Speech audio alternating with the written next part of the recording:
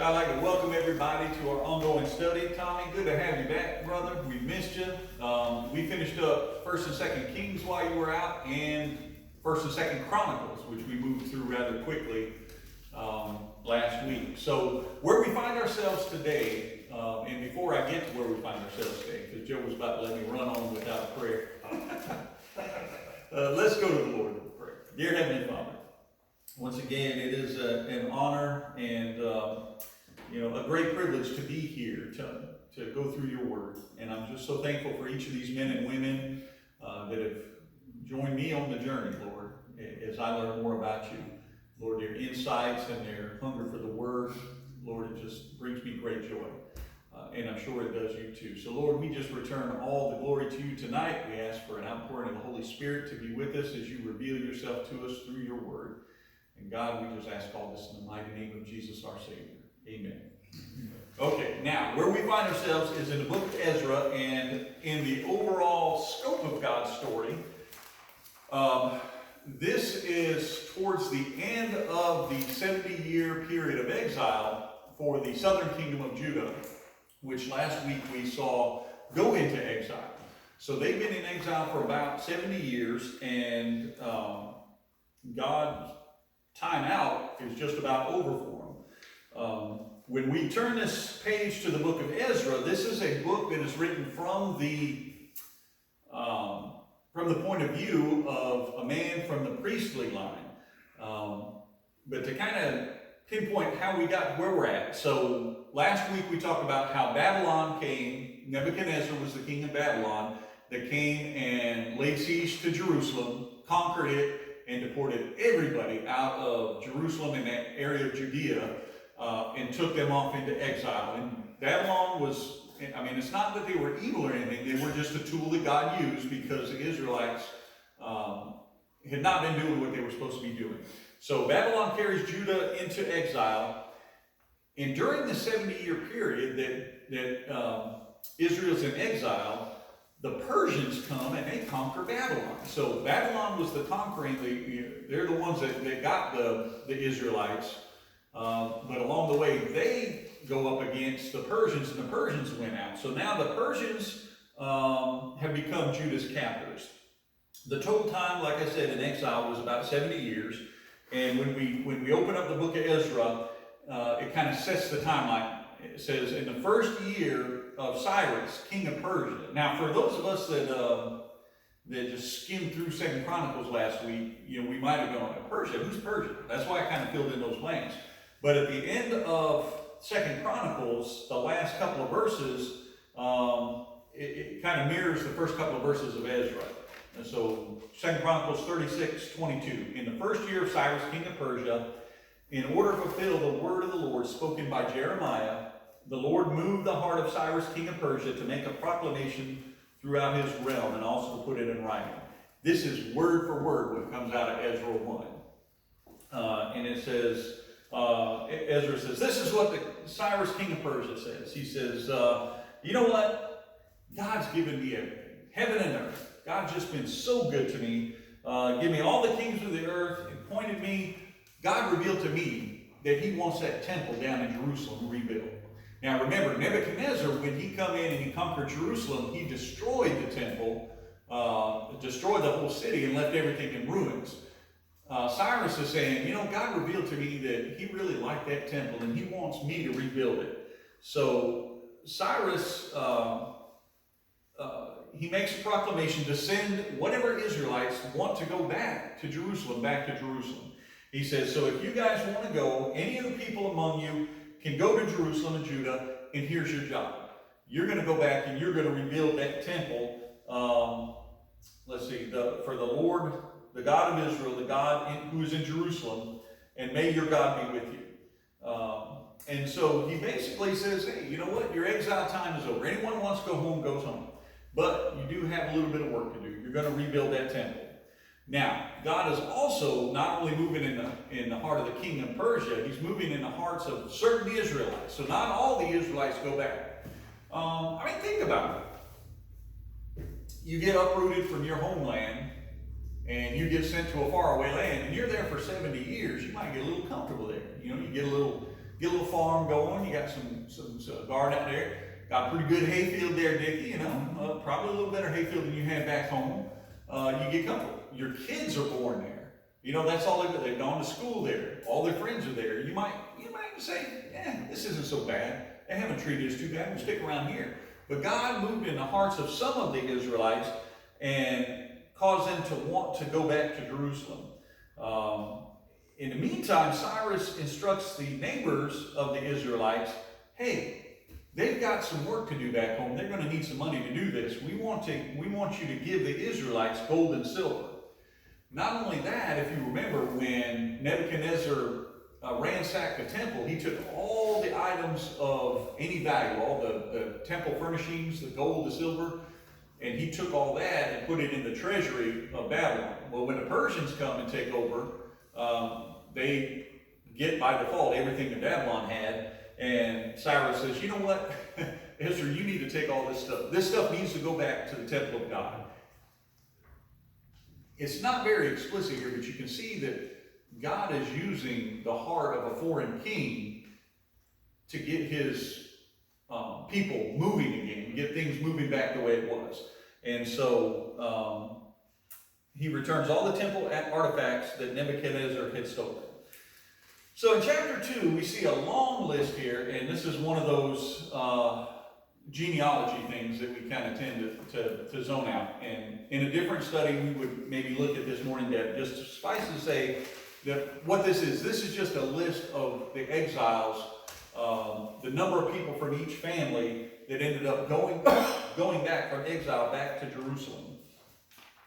In all, there were 42,360 people, so just shy of 43,000 people, plus their slaves, plus musicians and singers that had went back to kind of repopulate the land and restart things over there. We have an account after the telescope that when they got to Jerusalem, the heads of the families gave free will offerings. It's like if we've been gone from Pool's Mill for 70 years, we come back, the church is in shambles. It's looking like the Pool's Mill store across the street. Well, the heads of the families, that were once families in this church, would look around like, man, we can't abide by this.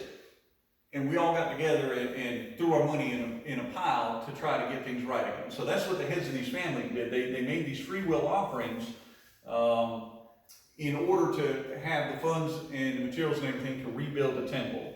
And then after they did all this, the people went back to their own hometowns or the towns of their families, and they settled down.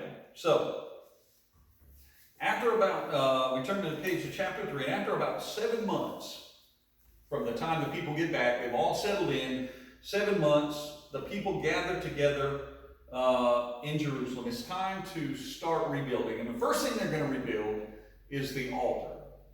Simplest, easiest thing to rebuild, and it's something that will jumpstart their worship. Because remember, their worship, the ancient Israelite worship, centered around the sacrificial system.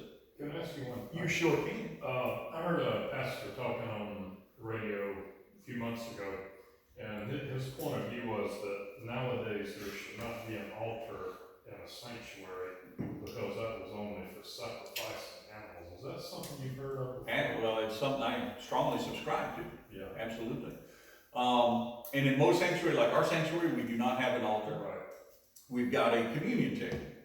And the communion table on Sundays that's not being used for communion, it holds different visual items of our worship, our candles, our Bible, our cross. But have you guys noticed that since I became pastor here, that the offering never goes on that table?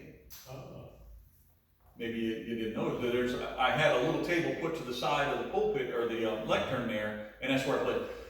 And the reason is because it could be misconstrued if I took that up there and placed it on as if I'm making an altar sacrifice to God, which that all went away. Well, it didn't go away until after Jesus Christ came. He was our ultimate sacrifice and did away with the entire ritualistic sacrifice system. And so that's why I'm very careful now. At North, they've got the altar built into the back wall. It's part of who they are. I don't think it's necessarily a big enough issue theologically to say, all right, we've got to rip it out or quit using it. They have always had their usher or whoever, well, Marie couldn't do it because there were so many levels of steps up there, but somebody on Marie's behalf would carry the offering up there and place it on that altar. So we shouldn't call it an altar? No, but that's what it is back there. You know, it is. And for a long time in the early church, it was used, and the Greek Orthodox Church or the Eastern Orthodox Church, they still have communion on that altar. In which case the priest is facing away from the congregation, and it's just kind of like the priest and God's own little thing here, which has taken us in the wrong direction. It's taken us back before Christ to the old sacrificial system where the priest did everything as an intermediary. You know, we believe we don't need an intermediary anymore. That's why I moved that table here all the way forward where I can get behind it and look at you as we're celebrating the supper. You know, it's a communal thing rather than having your back, which is, you know, what it would be if we use that altar at North that way, but we don't. But the financial offering still goes on it, and I suggested changing it. I got a little pushback, and it's one of those things you got to be very careful when you're dealing with traditions and idiosyncrasies of the church. You know, is this something that, you know, is it serious enough that we need to re-educate ourselves, rethink how we do it, or is it something we can just okay and move on? Right. Kind of like doing communion once a month. I mean, John Wesley would roll over his grave if he knew this. Us people called Methodists were receiving communion infrequently. You know, he'd be like, "What happened to every Lord's Day? Like I told you." I'd be like, "But John, they don't like it. What can I do?" So it's just one of those things. I don't mean to sidetrack. No, I love these little side tracks. That's very interesting. It is, yeah. It's there's a lot of theology that goes on that we don't even think about in what we do in worship and what we do in our churches, how our churches are set up, how our sanctuaries are set up. A lot of architecture from the Middle Ages, church architecture. The basilicas were aligned in a certain direction. The narthex would always face to the west, otherwise it's not a narthex. So this out here is not a narthex because it points south. It would just be an entryway. They were built in a cross-like manner, you know, where you got a long central hall, and then there were two wings that go off the side. Usually a choir would sit on this side. Because the footprint of the architect looks like that. Looks like a cross, yeah. And, you know, so there's a lot of theology goes into what we do and why we do it. And so, yeah, I'm glad you brought that up. But I'm definitely in agreement with that. You know, Christian churches should not have altars because that does take us in the opposite direction of where God is moving through Christ. So, you look like you're ruminating on something there. Yeah, I'm visualizing. That's interesting. Yeah, it is. Yeah, it's interesting, but, you know, if there's an opportunity to change things in the lineup, like at North, I mean, it would probably cause great distress if we just rip that thing out and say, no altars in the church, you know.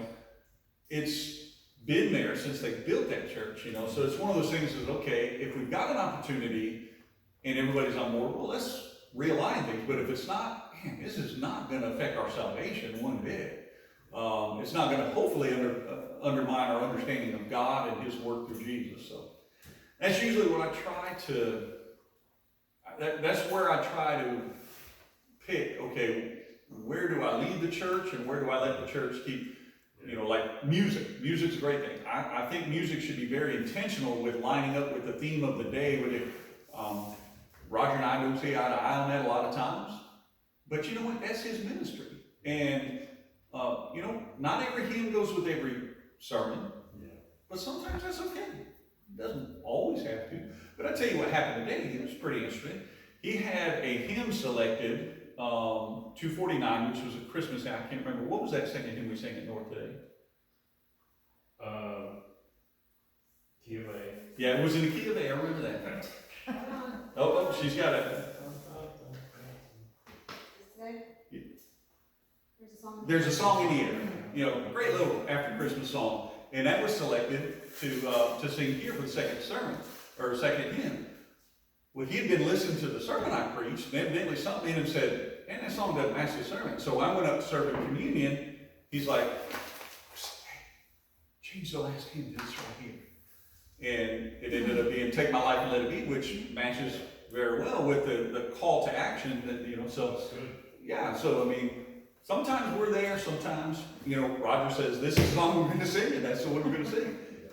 I'm not gonna pick that hill to die on, because it's not necessary, it's not helpful for him, for the church, for me. So some things we just. But you're educating us too, Well, that's the key. Yeah, absolutely. And honestly, that's something that I take humbly but seriously, because, that is the office that God has called me to, is to study these things. And I have the blessing to be able to go to school, divinity school and stuff, and learn this stuff and bring it back. And, that's my job is the resident theologian. But honestly, there's three things we need to learn. We need to learn that Jesus died for our sins, that God loves us, and all we need to do is accept those two things. I mean, those are the core things. Everything else just kind of adds color to the picture, but those are the key things of that picture. So, and I've learned along the way now, when I hang too tightly on these small theological things and really push them, people will dig in and they will push back. And especially if it's something that messes with, this is the way we've done it for as long as we can remember. And if it's not hurting anything, we can address it here and kick things around here, but we don't need to upend all of worship over it. So, and thank you for that. Well, thank you. That's no very problem. educational. I hope I didn't talk too far around it. No, that's actually life-changing, what you just said, is you're thinking about it. It really is. I mean, it's perspective, stuff in perspective. Yeah, I don't know about life-changing, but I mean, I guess it could be. Joe is a man of great seriousness. Why not take it serious? Hey, I take it very seriously. I do. So they go set out rebuilding the altar. They're 7 months in. The people all gather in Jerusalem, and they say, we need to get this altar rebuilt where we can restart our sacrifices. They hadn't done any sacrificing since 70 years ago. And that was their main way of atoning for sin and showing their love for God and giving back to God. I don't know how many of us it had hurt that much, but I mean, think if we couldn't give our tithes and our offerings for 70 years, and that's one way that we give back to God, a big way for a lot of us. We probably want to reinstitute that as soon as we can. And so that's what the building of the altar was about. Now you got to remember, they're not operating in isolation here. Remember what I told you about the Babylonians. If they conquered an area, they would yank the people that lived there out, but then they move other people in, right? So, if Chile comes and conquers Mexico, America, and Canada, they're going to yank the Canadians out, move them to America. The Americans are going to move to Canada, and the Mexicans, who knows where Mexico is going to go? But they just mix it all up. So when the Israelites come back, they are reconstituting themselves amongst a bunch of strangers who don't necessarily share the same values and viewpoints that the Israelites do. So they're actually in fear of their neighbors who were very hostile to them as they go to rebuild this altar. They get it rebuilt, they start offer sacrifices again, and then for the first time in 70 years, they're able to celebrate one of their feast days. And the first one that comes along is what's called the Festival of the Tabernacles, which is, you can go back to Leviticus or Numbers chapter 16, I think, if you want to read more about that. But it was one of the big festivals. And that was the first one that they got to celebrate the feast days, as well as the, if you remember right, it was a 7-day festival where they had major offerings on each of the 7 days. So this is a big one. So this is Ezra's way of saying, hey guys, dear readers, hearers of this word, just know that this was a big deal for us. This marked a huge turning point in coming back from exile. About 7 more months later, so this happened in the 7th month after they got back, 7 more months, or a year and 2 months after they get back, they decide to get to work on the temple itself. So we've got the altar going, but hey, you know what, it'd really be nice. We got the pulpit up, the preacher's preaching again, that's good, but now we want to build the church building over the pulpit. Same correlation here. And so they hire some folks. they gather the materials together, and they get to work on the temple. Now, they appoint the Levites, who were the special assistants to the priests, to oversee the building. First thing they did was they started laying the foundation. They laid the foundation, and now it's time for some celebration. I mean, this is the first part, man. People are like, woohoo, we're on the road here. Except there were some of the old guard that remembered the old temple.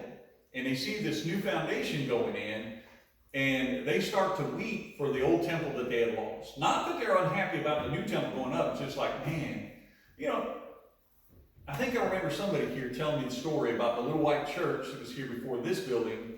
And once this one got started, they tore the other one down. I'm sure there were a lot of the older folks that, you know, man, it really hurt their heart to see the old building go.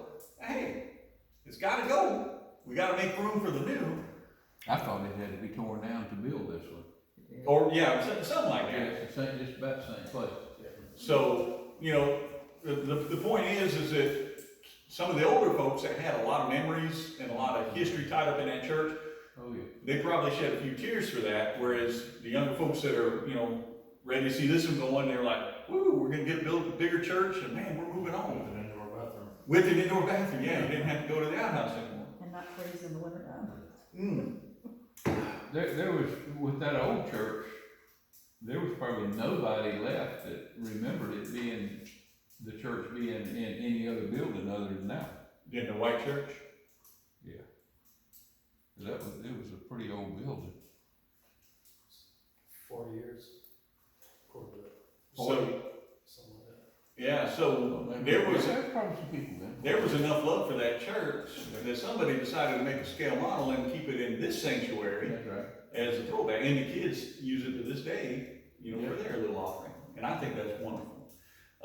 So there were some that wept for the old temple, some that shouted for joy for the new temple.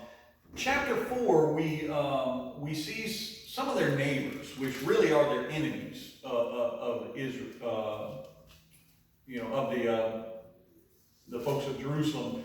Well, they object to the Jewish effort to rebuild this temple. For whatever reason, whether it was jealousy or what, they did not want to see the Jews succeed. And so they tried to infiltrate the project. First stop is they come in, it's like, hey guys, I see you rebuilding the temple over here. Well, we want to help. Let us come help you. Shoot, we've been worshiping your God ever since the Assyrians moved us over here. You know, we're not from here, but man, we kind of like what you got going on. We want to help. The Israelites, they're like, we don't think so. That's our God. This is our temple. You're not going to have any part of it. This is all us. Which, in some ways, I guess, is kind of selfish, right? Don't want to share your God with anybody else. Don't want to share the glory of building the temple. But that's what it was. Well, since that didn't work, the neighbors decided to send in some instigators. They bribed officials to work against them. I can only, in my mind, imagine, you know, that they had building inspectors even back then. And so they were over at the county bribing building inspectors. Why don't you go over there and fail them on their rebar inspection, right? Or tell them that their wiring's not right and they got to redo it. I mean, that's the only thing my mind could run to. But generally, they just cause trouble and strife, and they try to keep everybody stirred up. Imagine they went in and probably tried to organize a labor union too. Yeah, they probably did that as well. This went on for some time. It actually spanned the reign of 2 Persian kings. Sometime later, under these 2 kings, the first king was Xerxes. These rabble-rousers went and lodged a complaint to King Xerxes. They made some accusations against the people of Judah and Jerusalem. And like, king, and these people over here, they're just evil and no good, and they're rebuilding this temple, and we think you ought not let them. Well, there's nothing really mentioned in the scriptures about what Xerxes had to say about it. It's just pretty quiet. It's only one short verse that even talks about Xerxes. But his successor, Artaxerxes, they complained to him when he came to power. And they said, look, king, here's what's going to happen. These people are going to, they're going to rebuild their temple. They're going to rebuild the city walls. They're going to get back to their former glory. And then guess what? They're not going to want to pay you tribute or taxes anymore. He's like, do you really want these people to not pay their taxes? It's going to be a bad example. Besides, King, look into the record and see for yourself. They've always been known as a rebellious city. The Babylonians that came before them, they tried to control them, and they were always rebelling against them. King, you ought to put a stop to this while you can. So King Artaxerxes has somebody go and check the royal record, and sure enough, he finds in the history where Jerusalem had been a rebellious city in the past. And so he sends a letter back to these rabble-rousers and the leaders out there and says, you know what, I searched the record, I found what you're talking about. He says, issue a stop work order. Put that red tag out front of the building, tell them they can't build anymore until I say so. And so work stopped. And it did not start again to the reign of King Darius. And for the purpose of the study, I haven't gone in depth to, which kings ruled when and, the time frame we're looking at. This is kind of just an overview, but so I'm not sure exactly where Darius is. He's sometime after Artaxerxes. Well, in chapter 5, we get two familiar names, Haggai and Zechariah. These are two prophets of the Lord, and we have two books in our Old Testament named after them, prophetic books. Well, they come back and they start to prophesy and to preach to the Jews there who have stopped working on the temple for who knows how long. And they get them all stirred up. They're like, man, God wants this thing done. Why are we sitting around? Well, the king said we could. Well, who cares what the king said? God said, let's get this thing done. God speaks to you through us, so let's get this done. So eventually, yeah, why did we stop? Let's go ahead and get back to work. And so they get back to work rebuilding the temple. Well, the Persian governor that is in charge of that area, which was known as the Trans-Euphrates, which would have encompassed all of the area of the old Promised Land, as well as down around Jerusalem, he comes, he starts to demand, he says, by whose authority did you restart this project? I thought that you guys had been slapped with a stop work order. Who told you you could restart again? Well, the Jews, they don't bother with them, they just keep on building. And you can imagine that the governor would have brought the full weight and force of the kingdom against them to get them to stop, but it says that God was with them, watching over them, and he didn't stop building. So the governor did what the governor did. Now, he didn't have an appeals court to go to, so he sends a letter directly up to the king. He says, hey, King Darius, he says, man, I need to know what's going on down here in Jerusalem. There was a stop work order put on this temple some time back, but now they're building on it again. You know anything about this? He says, why don't you look back in the record? They're saying that King Cyrus said that they could build this, which was the first king who God said would send the Jews back and build this. He said, look back in the record and see if there's anything on it, and then let me know what I should do. Let's see. Yeah, I think that's just about it. So what king, in chapter 6, King Darius sends somebody to the royal record, and sure enough, they find it down in the royal library down in Babylon, where King Cyrus, they found the original decree. He says, build this temple. And so he issues another decree. He says, man, I don't know what's going on with this thing, why it's not built yet, but let's get this thing going. So he gives some specifications he says, let it be rebuilt as a place to present sacrifices. It's to be 60 cubits high, 60 cubits wide, 3/4 as large stone. So he kind of gives them an idea of how he wants it built. And he says, you know what, this is going to cost a lot of money. Let's pay for this out of the royal treasury. The Jews aren't going to have to pay for this. The Persian kingdom will pay for this. He says, not only that, but there were some temple articles that I read in the royal record that was sent back. And those articles need to be put back into the temple of God.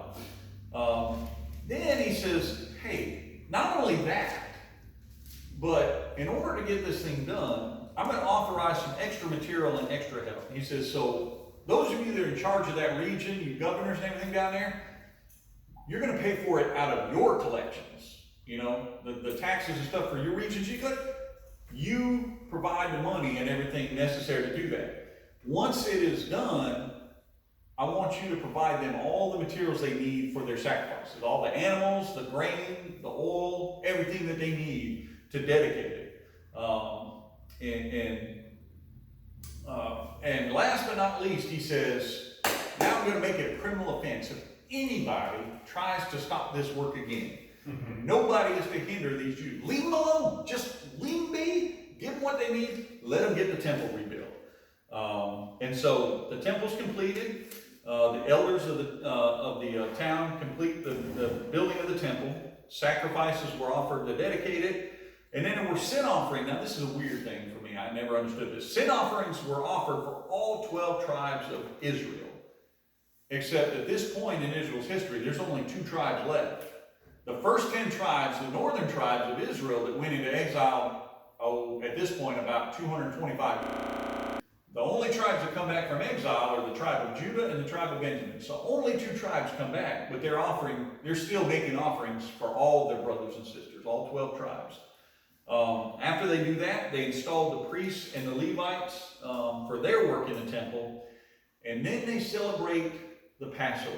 Now this is important. The Passover, remember, was the first major thing that God said, hey, people of Israel, do this. And you remember that was to commemorate the time that he brought them up out of Egypt.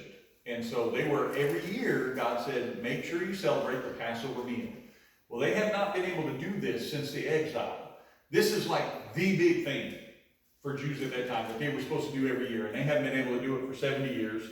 And so this is another thing that Ezra is going, psh, psh, psh. By the way, this is a big turning point in our history right here. So the temple's built. The book of Ezra, which has only got 10 chapters in it, here in chapter 7, we take a little turn. It's written in the third person up to this point, kind of like from an outsider's view looking in. In chapter 7, it switches to a first-person point of view from Ezra telling the story, the guy that was named after. So in chapter 7, Ezra comes back to Jerusalem. I don't know, he's not in the first group that comes. He comes sometime after the temple's rebuilt, and he comes from Babylon. Now he comes from a long line of priests. The first thing that we see in chapter 7 is a genealogy. So it starts with Ezra and it traces his line back all the way to Aaron, the brother of Moses. Now if you remember anything about Aaron, he was appointed by God as the chief priest. So all the priests in all of Israel's history from then on would come from the line of Aaron. And so what the writer here is doing is tracing that lineage to prove to us that he is a head honcho. He's a big cheese here. So he is a teacher. He's well versed in the law of Moses, and that's going to be important for his job here. King Artaxerxes. Now this is not the same Artaxerxes which put the stop work order on. This is I looked this up one time, and forgive me, I don't remember all that. This is several generations later. They like to recycle names back then, much like popes and stuff do today. But this is a different Artaxerxes. He writes a letter to Ezra. First, the letter allows any exiles to return back to Jerusalem with Ezra. So Ezra can take any of the people he wants back. He's given money to buy offertory animals to sacrifice once he gets back to Jerusalem. And reiterates that the tribes or the people around in the Trans-Euphrates area is to provide whatever Israel needs for their worship. Israel does not have to do without. Their neighbors are supposed to provide for their worship needs. Now, this was not what I would call an altruistic thing. Altruistic being, just out of the goodness of his heart. King Artaxerxes had an ulterior motive. Remember, Babylon and Persia and the Assyrians and the Egyptians, all these people were different from Israel in that they worshiped many gods. They saw the work of the God of Israel and assumed it was just another God, but still very powerful. Well, they didn't want to alienate the God of Israel. They wanted the God of Israel on their side. And so the king of Persia says, take all this stuff, you go down there, get everything going, start making these offerings. That way, maybe your God will bless us in our kingdom. And so that's what that's all about. Ezra is then put in charge of Jerusalem when he gets back there. He is to appoint magistrates and judges for that whole area to administer justice. And he is charged by the king with teaching everybody, not just the Israelites, but everybody in that area, how to obey the laws and the decrees of God. Chapter 8 begins with a list, another genealogy. You gotta love these things. A list of all the family heads that went back to Jerusalem with Ezra. We're not going to get into them. After we get that list of family heads, Ezra then gives us a recount of his journey back to Jerusalem. The first thing he does is he gathers his people up at Canal, up there in Babylon, and he prepares his people for this return. So they camp out for 3 days, and he looks around and he says, man, I got a lot of people here, but you know what I don't have? I don't have any Levites. Now these are guys that are supposed to be doing the temple work. And I've got a lot of stuff that the king has given me that is consecrated needs to be consecrated for the temple. A lot of gold, a lot of silver, this to be used to buy sacrificial animals, a lot of these temple artifacts. He says, I need some Levites for this job. So he sends for some, and he gets a handful of them. Then he dictates a fast. He said, we need to fast for this journey, that we may be humble and we may trust in God, and that he would give us safe journeys. And I kind of had to chuckle when I read that this afternoon, because so many times we as Christians today, if we're going on a trip or something, we ask for prayer, for travel mercies. Well, prayer is always a good thing. But how many of us, like I'm going on vacation on the 17th, and we're going to be gone for 4 or 5 days, how many of us would sit down and fast for 24 hours to where God would give us safe travels? I personally have never done that, but I thought about this and I said, wow, man, this guy takes his trip so seriously. He fasted to get God's attention for safe travels. So they prepare their offerings by what he did is he gave all the consecrated items to the Levites and said, you're in charge of these. Make sure you don't lose any of them, because we're going to have an accounting of them when we get to Jerusalem. Then they hit the road. It takes them, I think, about 5 months to get to Jerusalem. They get there, they're tired, they rest for 3 days, and then after those 3 days of rest, then they go and make their sacrifices to God. They turn in all their consecrated items, everything. There's an accounting by number and by weight of everything. And everything's in good shape and accounted for. Ezra then gives that king's letter that he was carrying with him to the governors of that region. In return, they obey what the king had to say, and they give assistance to the people and to the temple. All right, so Ezra's in town now. The exiles have been back for who knows how long. I haven't calculated how many years, but they've been there long enough to know better. They've just come back from being in exile for not doing what God wanted them to do. And Ezra looks around and he says, you know what? These women around here, there's a lot of them don't look like they're from around these parts. And he starts asking, he says, have you guys been marrying these foreign women again? The ones that God told us not to intermarry with? And the priests and the Levites, they kind of drop their head and they're shuffling and kicking the dirt like, well, we're a whole lot of women that came back and we got a little lonely. It's like, so you've been marrying the Canaanites and the Moabites and the Ammonites and the Canaanites and all the ites that God said not to intermarry with, haven't you? He's like, yeah, I guess we have. And so, in the marriage, now don't get me wrong, these particular scriptures have been long used by people with ulterior motives to speak out against like interracial marriage. That's not what this is about. The act of marrying outside of their own people was not the sin. The sin is what happened when they did, because these women followed other customs, other gods, and other like that, and they did detestable practices, all the things that made God mad at them in the first place, and then caused God to take their land away from them and give it to the Israelites.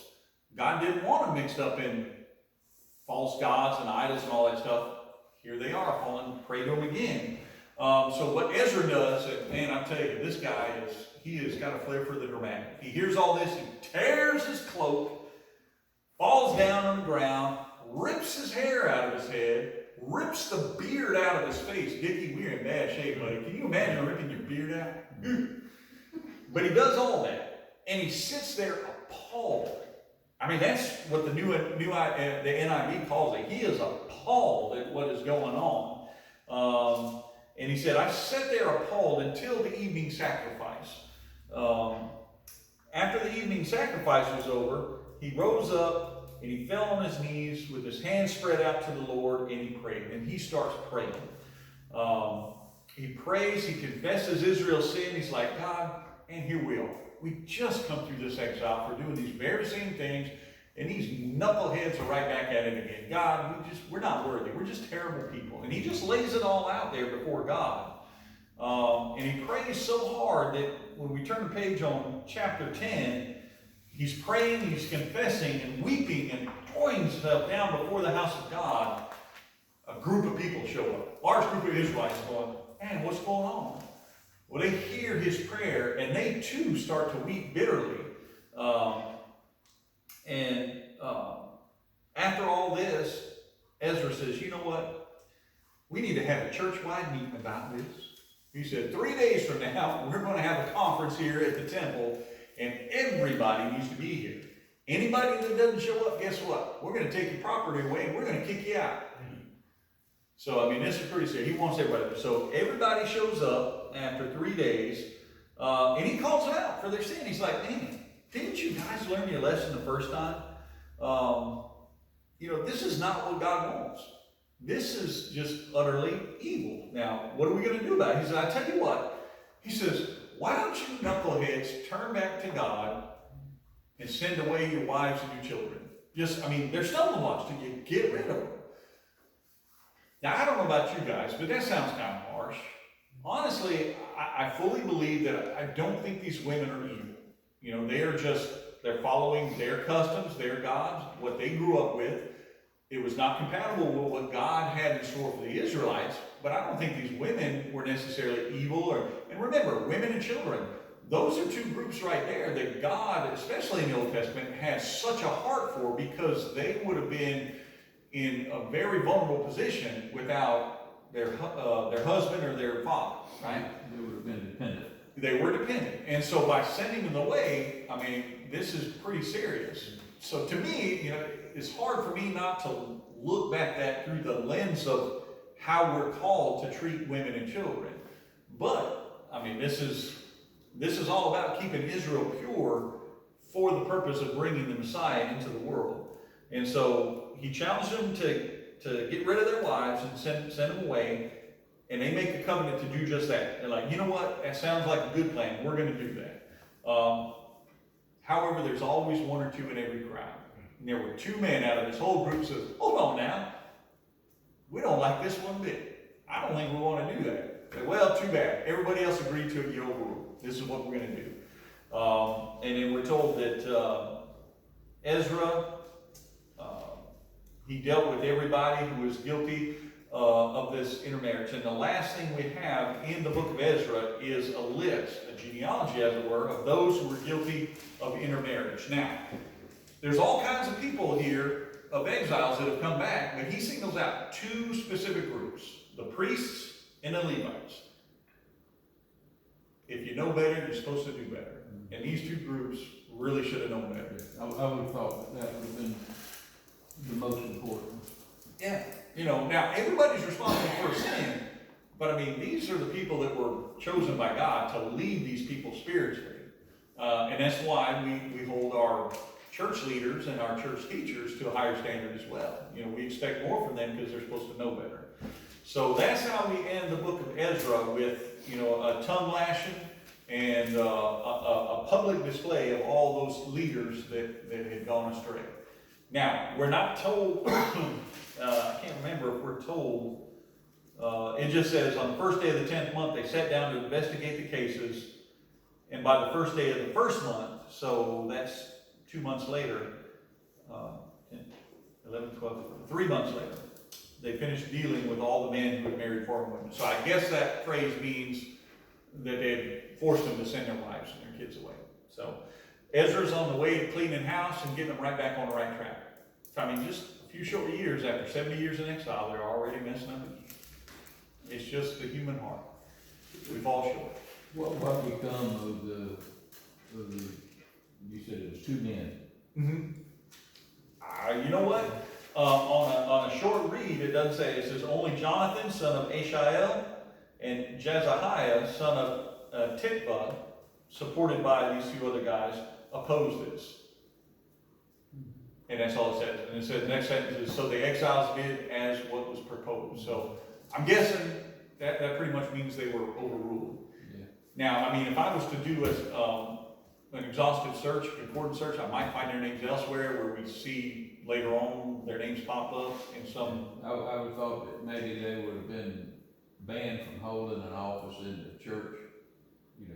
Yeah, well, I don't think, let's see. Or maybe they would have just went back into exile. Yeah, and if they were leaders, they probably were stripped of their positions. If they weren't leaders, then they either had to get on board, or I would say they were probably shunned. You know, there was little. That's what I'd have done if I'd been in his place. That's it, just shun them. Say, you gotta go. Go back to Babylon. Yeah. You want that foolishness, go on back. We're trying to go in the right direction here. So we're entering a new chapter, or we have entered tonight a new chapter of Israel's story, and that's what's called post-exile. So we saw all the way up to the exile. Now we will get snippets as we go. The rest of the Old Testament here, I'm just going to promise you, is not going to be in chronological order. It's going to jump around chronologically. And I'll try to point that out as we get to it, but really it's the rest of the Old Testament will focus on how do they, well, a lot of the prophets will be preaching pre-exile about, hey, get yourself right because God's going to send you into exile if you don't. And then a lot of the dealing with what the fallout after the exile. Even the Psalms, which we won't study in depth, we'll spend one night on them. There's 150 of them, it just takes too long. We'll talk about it, but they're the songbook of Israel. Most of them were written out of the grief of exile. So yeah, we'll jump around a little bit, but I'll try to keep the rudder straight here where we know where we're at in the story. And it's a great story. Well, we're about 10 minutes early, but hey. You said at this point there is no northern kingdom. There is no, and never will be again. Never will. Well, I wouldn't say never will be again, but within the Bible, there's no northern Does kingdom. any of this stuff come and go back to the northern kingdom? Eventually, Israel never reconstitutes in the biblical story outside of Judah, right? And when we turn the page from Micah, which is the last book of the Old Testament, to Matthew, the first book of the New Testament, 400 years will have passed and things will look radically different. Jews will be spread out. It's called the Diaspora, or the dispersed. That's Greek, where we get our English word dispersed. Jews are all over the Greek and Roman world now, and that's why Jesus did so much of his ministry in Galilee. Those original 10 tribes that lived up there are gone, but Israel now they've spread out over that whole area. I mean, there's Jews in Asia Minor, which is Syria, Turkey. They're over in Greece.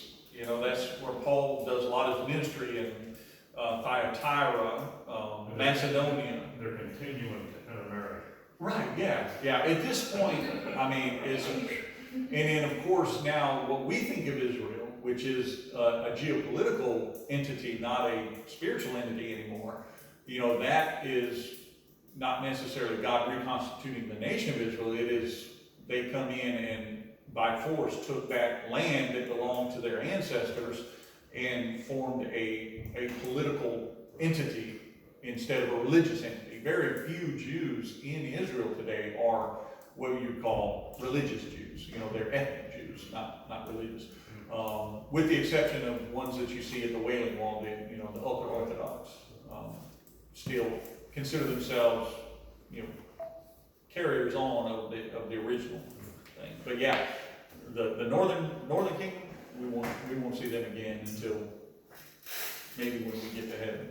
Is there any record of God trying to purify the people that are now getting their land taken from them? Because you said the Israelites, that God's chosen people not because they're so good, but because he had exhausted himself on these other people. Mm-hmm. Is there any account of all this taken care of to purify these people? The Canaanites, and not in the biblical record. I would assume, because remember, the Bible doesn't tell us every last single detail of God's story. It tells us what we need to know for the story of, Him bringing Jesus as our salvation. We have just a very small snippet that God was taking their land away from giving it to Abraham some 400 years after his promise, because they had done things just detestable in their sight. It's like, I'm not taking this land away from them because you're awesome. Yeah. I'm taking it from them because they've really made me mad, and I've given them chances and they haven't done it. And so he's dispossessing them. I'm certain that God gave them just as much chance. But remember, Israel's story is not a story of, man, these people were great and so they were God's favorite. I mean, they were just some sorry old nobody from over there in Babylon that God plucked him up one day and says, hey, Abraham, you're a nobody now, but I'm choosing you, and I'm going to make you a somebody. And so Israel's story is always of God making them. And of course, we have the hindsight of knowing that all that was to fulfill his purpose of bringing the Messiah into the world. And once that came, I'm not saying that Israel's story is over, but their purpose has been fulfilled. Now, God's promise to them is still his promise. And so a lot of people think, the Jews, God's done with them. I think a good, clear reading of Revelation would prove otherwise. But, they still are under covenant. They're still under promise with God. So. All right. Any other insights or questions?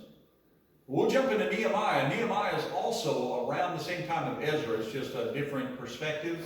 Nehemiah is another man of God that gets sent back by the king of Persia to get things in order in Jerusalem. So we'll pick that up next week. It's a great story. I love preaching out of Nehemiah. It's just a great story. So, all right. Go in peace. Peace, my friend. Peace. Hey, folks. Remember to click the subscribe button below and ring the bell to be notified when we post new content. And as always, if today's video touched you in some way, please hit the thumbs up button and leave us a comment. We love to hear how our content impacts your walk with Jesus Christ. Until next time, God bless.